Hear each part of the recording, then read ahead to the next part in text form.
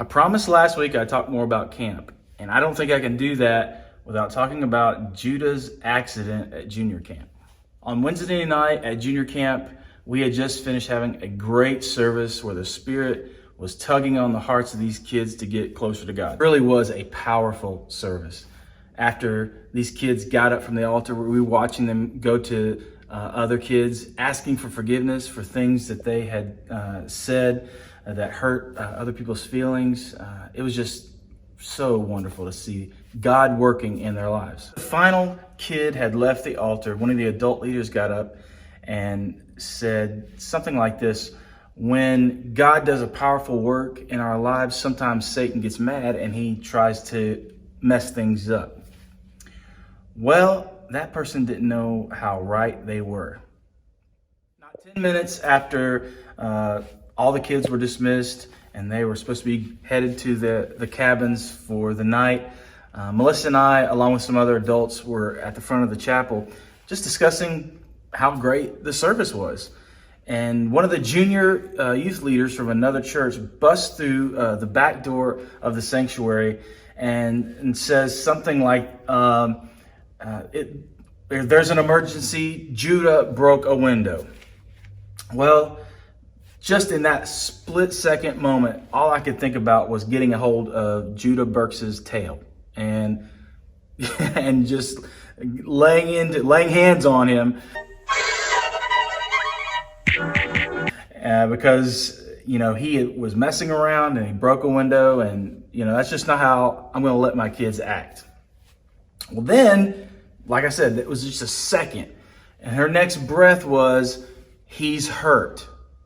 And as soon as I heard that, there was nothing going to get in my way. And if it did, they were going to be flattened or it was going to be broke.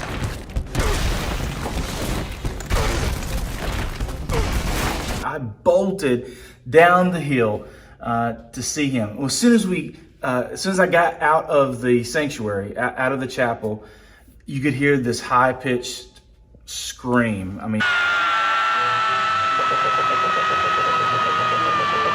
a scream that's unmistakable when you know that it's really serious when you hear that certain scream.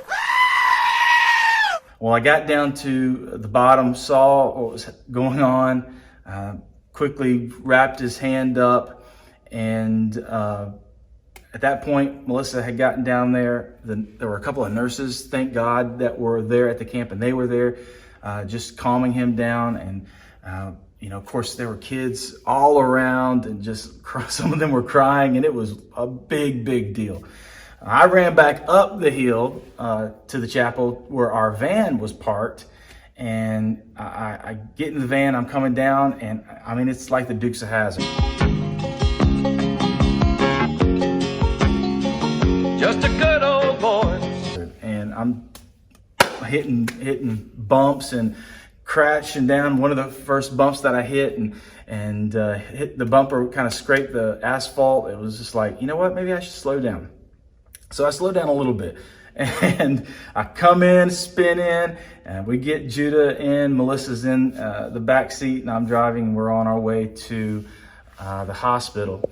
And of course, Judah starts talking about, it was sin in his life that caused it to happen. And he referenced the adult that said, Satan likes to mess things up. So he was blaming Satan, blaming everything and all these things. But you know what? We got to the hospital, and of course we prayed. What we didn't know was that the pastors and youth pastors and campers back at junior camp were praying as well for Judah and his cut. We didn't know how serious it was. We knew it was very serious, and we were worried that he possibly had cut his tendon. And of course, we were thinking these things are going through our heads. And while they were praying, they prayed specifically that his tendons weren't cut. We got into the emergency room, and the doctor was very worried that they were cut.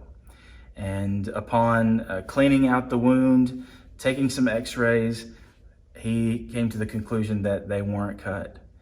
And we could say, well, that was just, coincidence or whatever, but what me, Melissa, and Judah now chooses to accept is that it was God.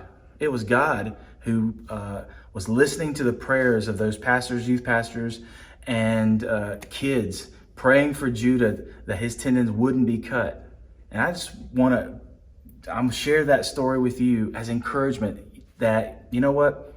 There is power in prayer. God hears our prayers and he answers our prayers. So lift up your concerns to him every day. Don't be afraid. Be bold when you enter before him in prayer and make your issues known to him. He cares. He wants to hear from his children. And what a sign of faith it is when you go before him and ask him to answer those prayers. So just an encouragement to you. And just want to thank you, church, and everybody else who's watching this High Note video for your prayers during that same moment. I know you were praying too. So thank you so much. Judah says thank you. And again, have a great day. Keep praying.